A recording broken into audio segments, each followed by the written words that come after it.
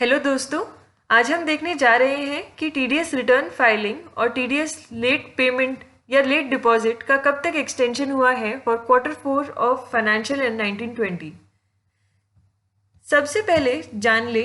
कि government of India ने taxation and other laws ordinance pass किया था 31 मार्च 2020 को, जिसमें उन्होंने कुछ टैक्स रिलीफ्स दिए थे। उसी में टीडीएस की एक्सटेंशन भी कवर होती है। चलिए बात करते हैं टीडीएस रिटर्न फाइलिंग की ड्यू डेट की एक्सटेंशन की फॉर Q4। इस ऑर्डिनेंस के हिसाब से अगर कोई भी रिटर्न, अपील, रिपोर्ट या किसी भी और तरह की कंप्लायंस की ड्यू डेट आती है 20 मार्च 2020 से 29 मार्च 2020 के बीच में, तो वो एक्सटेंड हो गई है जून 30, 2020 तक। इसका मतलब ये है कि जो हमारे Q4 की टीडीएस रिटर्न है जिसकी ड्यू डेट मई 31, 2020 है, वो भी एक्सटेंड हो गई है 30 जून 2020 तक। एक बार ऑर्डिनेंस पे भी नजर मार लेते हैं कि उनकी लैंग्वेज क्या कहती है, सो दैट क्लैरिटी रहे।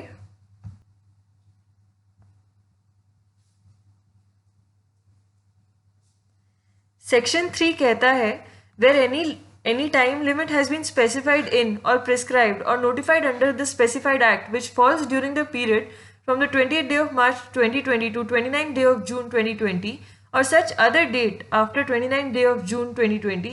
as the central government may by notification specify in this behalf for the completion or compliance of such action as।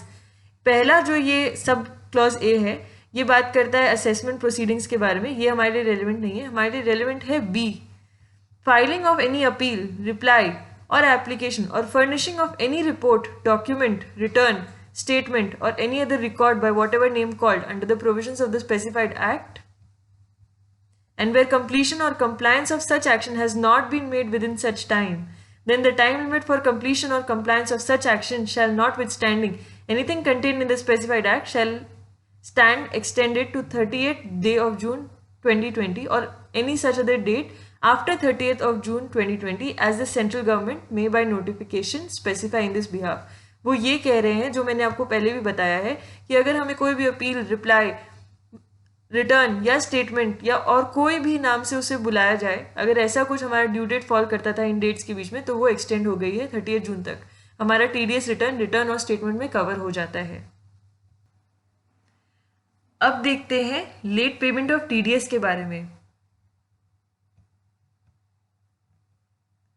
इस ऑर्डिनेंस के हिसाब से अगर कोई भी टैक्स पेमेंट की डेट, हमारे केस में टीडीएस पेमेंट या टीडीएस डिपॉजिट की डेट आती है 20 मार्च 2020 से 29 जून 2020 के बीच में, और वो नहीं पे की गई है जून 30, 2020 से पहले, तो उस पर 0.75% पर मंथ का इंटरेस्ट लग जाएगा, जो कि साल का 9% बनता है। करंटली टीडीएस लेट पेमेंट और या फिर लेट डिपॉजिट करने पे 12 और 18% साल का इंटरेस्ट रेट है, पर अगर हम इस इंटरेस्ट का पेमेंट जून 30, 2020 से पहले कर देते हैं तो इस पे कंसेशनल रेट 9% का ही लगेगा। और एक बात दोस्तों, इस पीरियड के दौरान मतलब 20 मार्च 2020 से लेकर जून 30, 2020 के बीच में अगर कोई भी लेट फी या पेनल्टी आप पे लगनी चाहिए थी तो वो नहीं लगाई जाएगी। चलिए एक बार ऑर्डिनेंस की भी लैंग्वेज देख लेते हैं। इसी सेक्शन 3 के अंदर अगर हम सब सेक्शन 2 पे चलते हैं, यहाँ लिखा है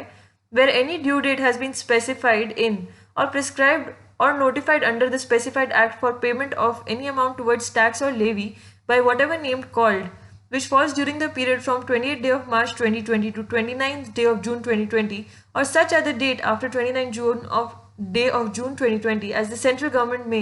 by notification specify in this behalf, and such amount has not been paid within such date but has been paid on or before 30th June 2020 or any other date after 30th June as the central government may by notification specify in this behalf, then notwithstanding anything contained in the specified act, the rate of interest payable in respect of such amount for the period of delay shall not exceed 3/4%, मतलब कि 0.75%, जो कि बनता है 9% साल का। Also, no penalty shall be levied and no prosecution shall be sanctioned in respect of such amount for the period of delay. I hope मैं clear थी? अगर आपको ये वीडियो पसंद आई